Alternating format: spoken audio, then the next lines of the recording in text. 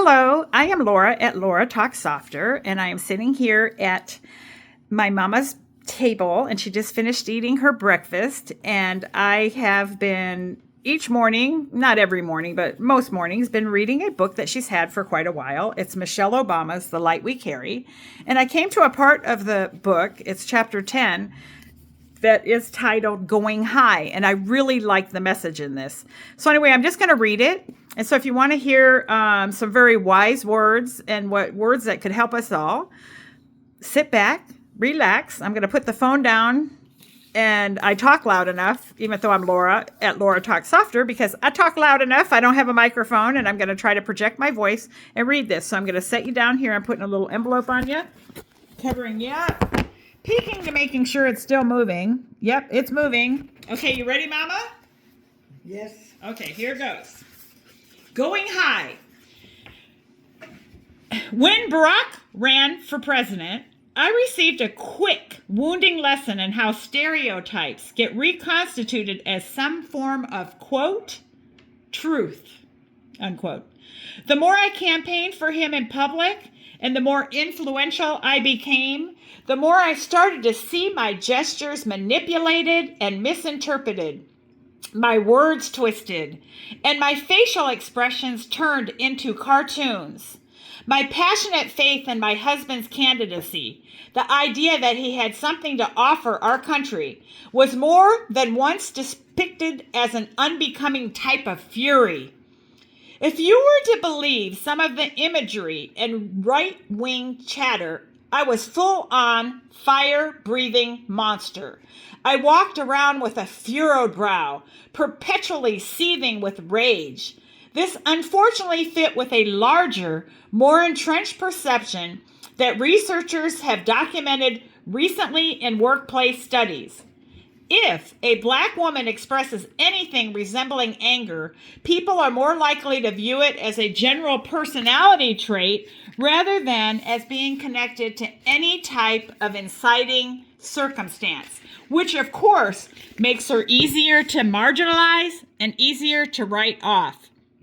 Anything you do, any action you take, can be seen as stepping over a line. In fact, you can be dismissed as someone who simply lives on the wrong side of the line. All context gets erased when that label gets affixed, angry black woman. That's just who you are. Now, what I found interesting about that is I kind of relate to that on the flip side, because what's happened when a white woman my age gets angry about something, we become a Karen. And we get marginalized when we're complaining about something, yet many Karens have complained about legitimate stuff, because anybody now a certain age and a certain complexion becomes a Karen. And it goes well with black women as well. Like, they get angry about something and it's like, they're an angry black woman. So then you don't listen to the message. You know, we have to hear what the message, what the problem is, how it affects the greater whole of society. But let me continue reading this. I love Michelle Obama. Hold on. This is not all that different from how the word ghetto gets put on a neighborhood. It's a quick and efficient dismissal, a coded piece of bias that warns others to stay away, to retreat in fear, and take their investments elsewhere. It overlooks your riches, your vibrancy, your uniqueness and potential, and instead banishes you to the fringes. And what happens if being stuck on those margins makes you angry? What happens if living in an uninvested in neighborhood causes you to behave in the manner of someone who is, in fact, boxed in and desperate? Well then, your behavior now only confirms and compounds the stereotype, further boxing you in, further delegitimizing what you might have to say about any of it. You can find yourself voiceless and unheard, living out the failures someone else has prescribed for you. So anyway, she goes on and she continues to talk, and then she said that she started talking about when she had said about going high. And that is the part that I'm trying to find. What does it really mean to go high? 272, page 272. That was what, Michelle Obama has said, when they go low, we go high. That's one of the most remembered thing that she said. And so she goes on to explain the depths of what that means, It seems possible that I might spend years answering this question, so let me try here. I first publicly uttered the words, "When they go low, we go high," while speaking at the 2016 Democratic National Convention in Philadelphia. I mean, like, wow, that was 10 years ago, you know? Hillary Clinton was running for president, as was Donald Trump. My job was to rally Democratic voters, reminding everyone to stay involved and do the work it would take to get their candidate elected, including voting on Election Day. As I often do, I talked about how the issues of the day mattered to me as a parent to my 2 daughters, how the choices Barack and I made were always guided by the principles we wanted our kids to recognize as valuable. Truthfully, I had no idea that the phrase "we go high" would attach itself to me for years to come, becoming almost synonymous with my name.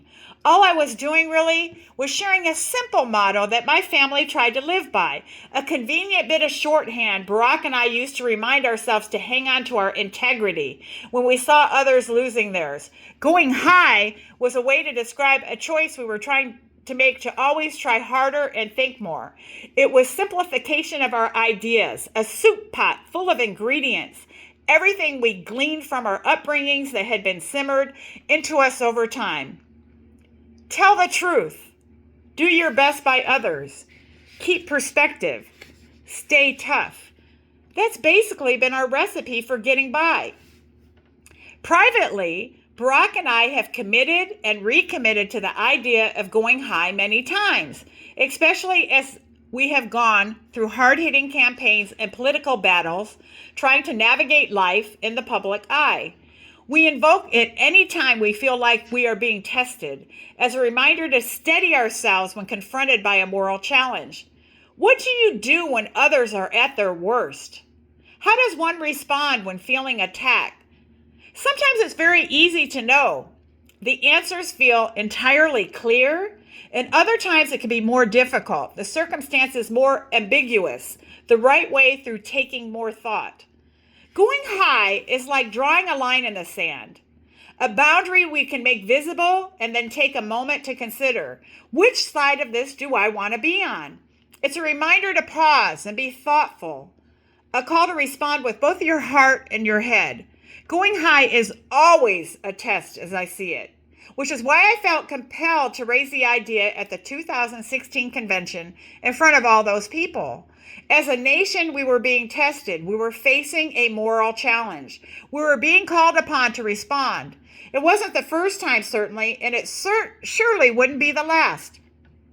And yet the problem with any simple motto, I suppose, that it can be easier to remember and repeat or to emblazon on a coffee mug or a t-shirt, tote bag, baseball cap, set of number 2 pencils, stainless steel water bottle, pair of athleisure leggings, pendant necklace, or wall tapestry, all of which can be found for sale on the internet, than to put into active daily practice. Don't sweat the small stuff. Keep calm and carry on. Sure, yes, amen to all of it. But now let me tell you how. And that's not what she wrote. Back up, page 274. But now tell me how. A lot different than what I read. But now tell me how. These days, when people ask me to explain what it means to go high, I sometimes sense a slightly less polite question riding on its backside, tinged by a natural skepticism, a feeling brewed by weariness, and arriving when our efforts seem fruitless and our tests don't end. But wait, have you seen the world lately? How much worse can things get? Where is the energy to fight? After George Floyd died with a police officer's knee on his neck on a Minneapolis street corner in May of 2020, people wrote me asking whether going high was really the correct response. After the Capitol building was marauded after Republican officials continued to support false and undermining claims about our elections, they wondered something similar. The provocations are endless. So she goes on to say more stuff, and I'm not trying to be divisive to anybody that might be listening to this because there's still conflict with all that stuff of people not thinking it's a problem versus it was a problem. But let's just hear about going high. So that's me. I said that. I'm going to skip all the stuff that she's saying that we need to go high on. We all come up with stuff that's vital to us and important to us, that follows our passions, our integrity, our ethics, our beliefs, our faith. So here we go. This is back to the end of page 274 at the bottom. Are we still supposed to be going high? Okay, what about now? My answer is yes, still yes. We need to keep trying to go high. We must commit and recommit ourselves to the idea. Operating with integrity matters. It will matter forever. It is a tool. At the same time, though, I want to be clear. Going high is something you do rather than merely fear. It's not some call to be complacent and wait around for change or to sit on the sidelines as others struggle. It's not about accepting the conditions of oppression or letting cruelty and power go unchallenged. The notion of going high shouldn't raise any questions about whether we are obligated to fight for more fairness, decency, and justice in this world. Rather, it's about how we fight, how we go about trying to solve the problems we encounter, and how we sustain ourselves long enough to be effective rather than burn out. There are some who see this as an unfair and ineffective compromise, an extension of respectability, politics in which we conform to rather than challenge the rules in order to get by. Why, people rightly wonder, do we need to try to be so reasonable all the time? I can see how some think that reason leaves no room for rage. I understand the perception that going high means that you somehow remove yourself and remain unbothered by all that might otherwise gall and provoke you. But it's not that at all. When I first said those words on the convention stage in Philadelphia in 2016, I was neither removed nor unbothered. In fact, I was pretty agitated. At that point, I had been thoroughly provoked by the Bible coming out of the mouths of Republican officials on a regular basis. I was tired after nearly 8 years of seeing my husband's work undermined and his character denigrated, including through bigoted attempts to call his citizenship into question. There was that refrain again. I don't see you as being entitled to what you have. And I was angry that the chief instigator of that bigotry was now out campaigning to be president. But where was my actual power? I knew that it didn't reside in my hurt and rage, at least as they existed in raw or unfiltered forms. My power lay in whatever I could manage to do with that hurt and rage, where I could take it, what sort of destination I chose for it. It hinged on whether or not I could elevate those raw feelings into something that would become harder for others to write off, which was a clear message, a call to action, and a result I was willing to work for. That's what going high is for me. It's about taking an abstract and usually upsetting feeling and working to convert it into some sort of actionable plan to move through the raw stuff and in the direction of a larger solution. I want to be clear that this is a process and not always a quick one. It can take time and patience.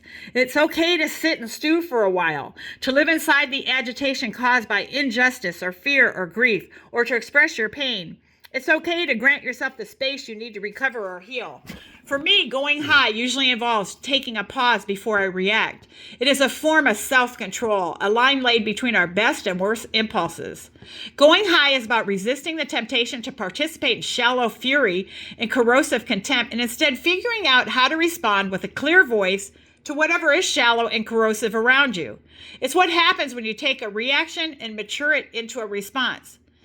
Because here's the thing, emotions are not plans. They don't solve problems or right any wrongs. You can feel them, you will feel them, inevitably, but be careful about letting them guide you. Rage can be a dirty windshield. Hurt is like a broken steering wheel. Disappointment will only ride sulky and unhelpful in the back seat. If you don't do something constructive with them, they'll take you straight into a ditch. My power has always hinged on my ability to keep myself out of a ditch. When people ask me about going high, I explain that for me, it's about doing what it takes to make your work count and your voice heard despite the despites. It helps if you're able to stay agile and adapt to change as it comes. And all of that becomes more possible. I found that when you're ready and practice with a full range of tools, going high is not just about what happens on a single day or month or inside one election cycle either. It happens over the course of a lifetime, the course of a generation. Going high is demonstrative, a commitment to showing your children, your friends, your colleagues, and your community what it looks like to live with love and operate with decency. Because in the end, at least in my experience, when you put out for others, whether it's what you put out for others, whether it's hope or hatred, will only create more of the same. But make no mistake, going high is work, often hard, often tedious, often inconvenient, and often bruising. You will need to disregard the haters and the doubters. You will need to build some walls between yourself and those who would prefer to see you fail. And you will need to keep working when others around you may have grown tired or cynical and given up. The late civil rights leader John Lewis tried to remind us of this. Freedom is not a state, it's an act, he once wrote. It is not some enchanted garden perched high on a distant plateau where we can finally sit down and rest. We live in a time where reacting has become almost too easy, too convenient. Rage spreads easily, along with hurt. Disappointment and panic, information and misinformation seem to flow at the same rate. Our thumbs get us into trouble, becoming easy vectors for our fury. We can type up a few angry words and launch them like rockets into the digital stratosphere, never knowing precisely where or how or who those words will hit. And yes, our rage is often warranted along with our despair. But the question is, what are we doing with it? Can we yoke it to discipline in order to make something more lasting than noise? Complacency these days often wears the mask of convenience. We might click on like or hit a repost button and then applaud others for being active or regard ourselves as an activist after 3 seconds of effort. We've become adept at making noise and congratulating one another for it, but sometimes we forget to do the work. With a 3-second investment, you may be creating an impression, but you are not creating change. Anyway, so I'm going to stop there. And I think that her words are just, when you get to chapter 10, and it's the book, The Light We Carry by Michelle Obama. And it's like, it's just, something that was delayed in our reading library, but she is an amazing human being, very intelligent woman, and comes with a wealth of knowledge. And if you do not relate to her or think she's terrible, it's not a bad idea to read her book either, because you can learn about why people have the perspective, the feelings, what brings them about, and how they have grown up and what they learned. And it's, she's amazing. Anyway, I hope you have a good day. This is Laura at Laura Talk Softer. And I hope you join, subscribe. I'm trying to grow my little channel with nice people. I would like nice people. But anyway, I hope you take care. Have a good day. Peace.